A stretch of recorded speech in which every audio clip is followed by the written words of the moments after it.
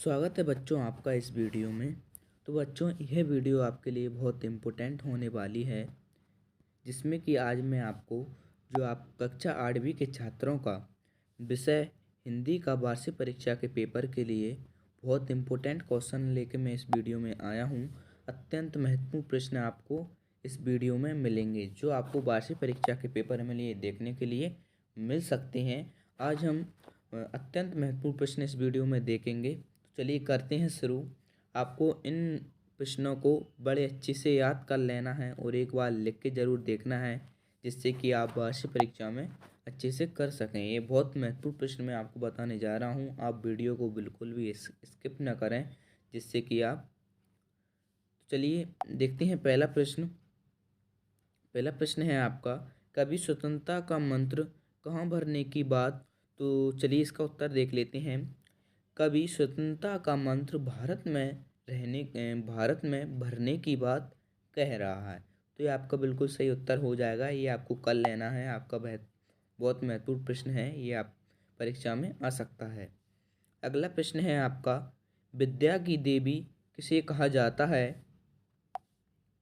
तो इसका आपका उत्तर हो जाएगा, विद्या की देवी सरस्वती जी को कहा जाता है। ये आपको पता ही होगा।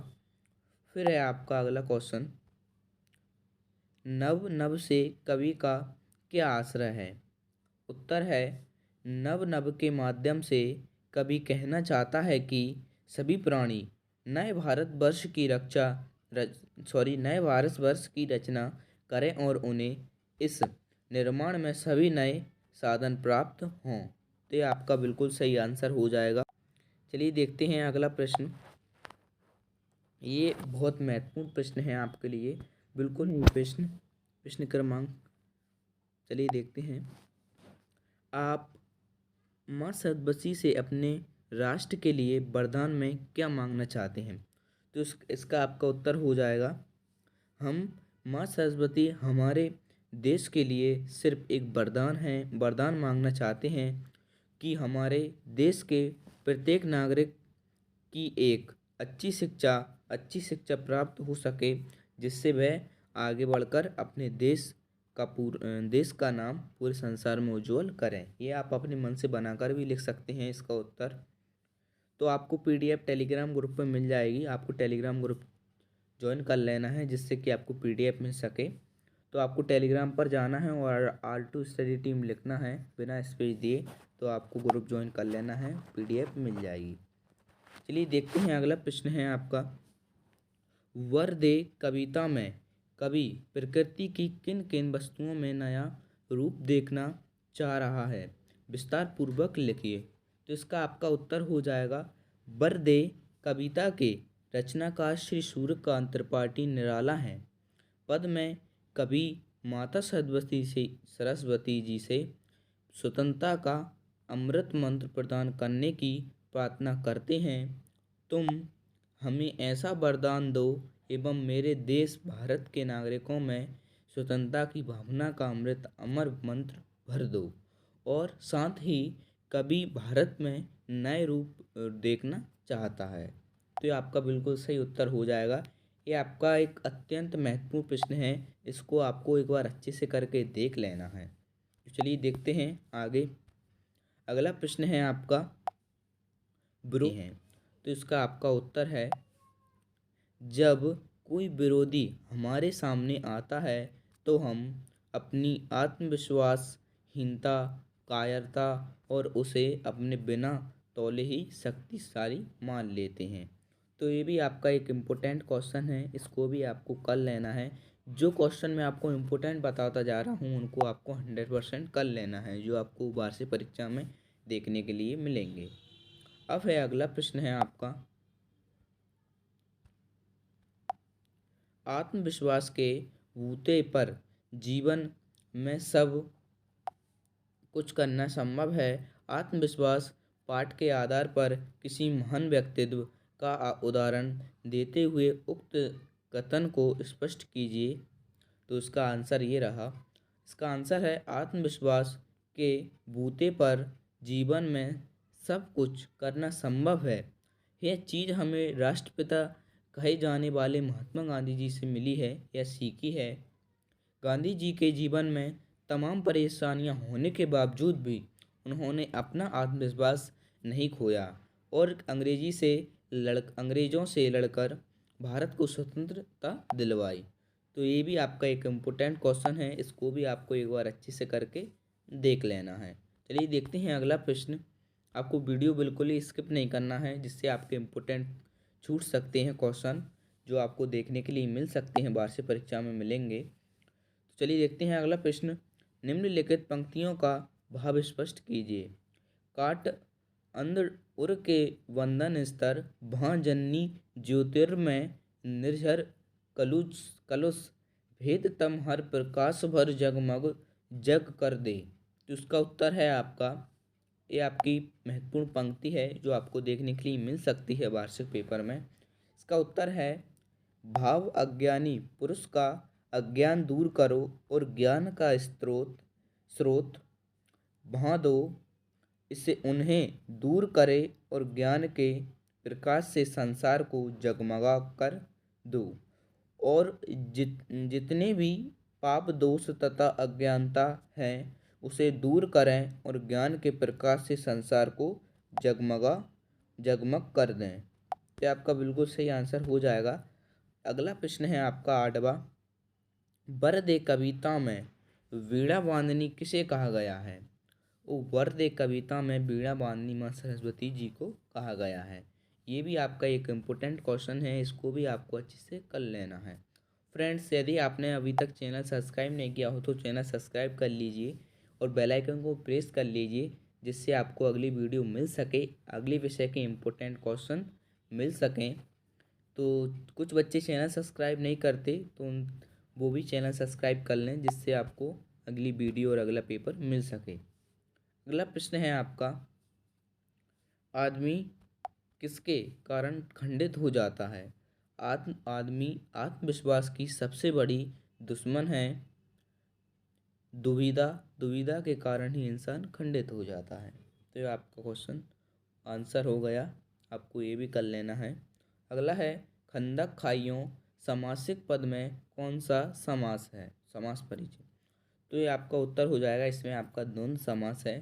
समास भी एक बार आपको अच्छे से पढ़ के जाना है और संधि भी आपको एक बार अच्छे से पढ़ के जाना है, तो ये आपको पूछी जा सकती है पेपर में। तो ये अगला प्रश्न है आपका, सफलता की विजय की उन्नति की कुंजी तो अविचल श्रद्धा ही है, इस वाक्य का भाव स्पष्ट कीजिए।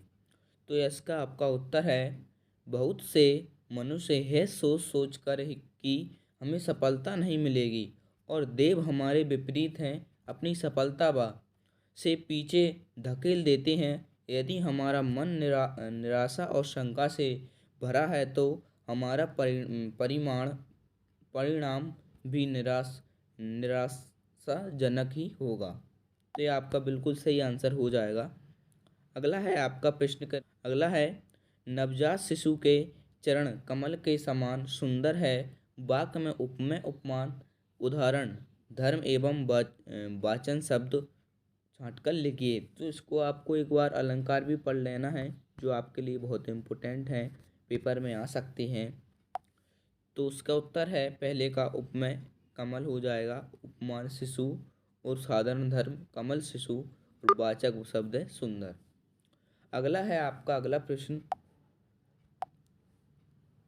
आकाश के 3 पर्यायवाची शब्द लिखकर उन्हें वाक्यों में प्रयोग कीजिए। तो इसका आंसर ये रहा, गगन। गगन मेरा प्रिय मित्र है। और अगला है नभ, गर्मी में नभ अंगार उगलता है। फिर है अंबर, अंबर की सीमा अनंत है। इसका आपका सही आंसर हो जाएगा।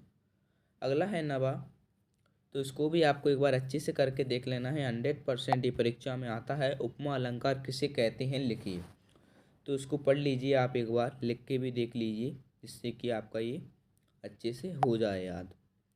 जब किसी को वस्तुओं के गुण, आकृति, स्वभाव आदि में समानता दिखाई जाए या दो भिन्न वस्तुओं की तुलना की जाए, तब वहाँ उपमा अलंकार होता है। तो ये आपको अच्छे से करके जाना है, ये क्वेश्चन आपके लिए बहुत इम्पोर्टेंट था। फिर है, मनुष्य के आत्मविश्वास होने का क्या कारण है? मनुष्य के अंदर उगा भय और शंका उसके आत्मविश्वास होने का कारण है। अगला है आपका छठवा प्रश्न क्रमांक 6।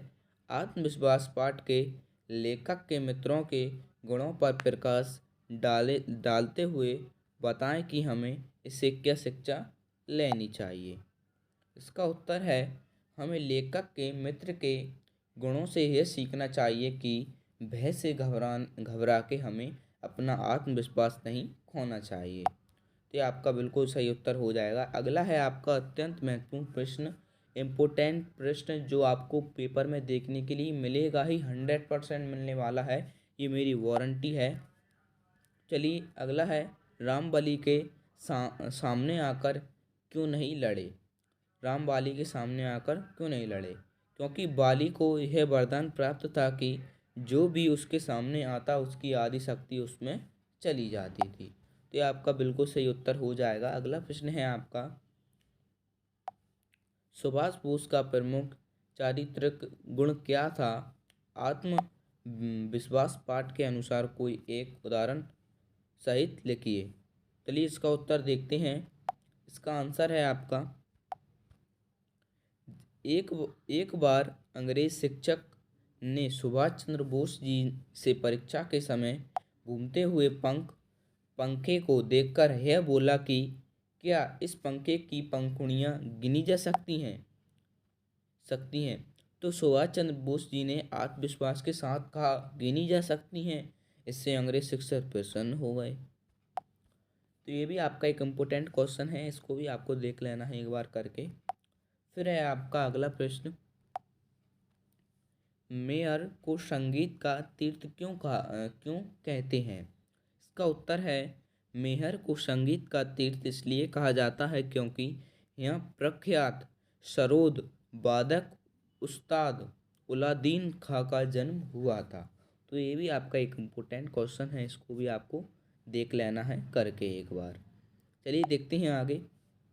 अब है आपका, ये भी आपका बहुत इम्पोर्टेंट क्वेश्चन है, लता जी वाले क्वेश्चन संबंधित है ना, उनको आपको लता जी से जो क्वेश्चन संबंधित हैं उनको आपको एक बार अच्छे से करके देख लेना है।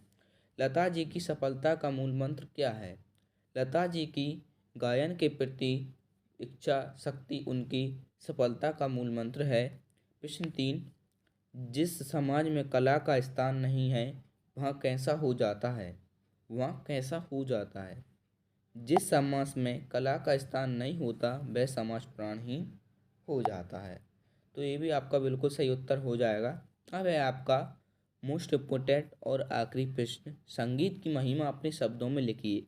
ये भी आपको पेपर में 100% देखने के लिए मिलेगा ही, इसको आप एक बार अच्छे से करके जाएं। तो इसका उत्तर है, संगीत की महिमा अनंत है। संगीत में मौजूद शास्त्रीयता से साधना को महत्व दिया जाता है।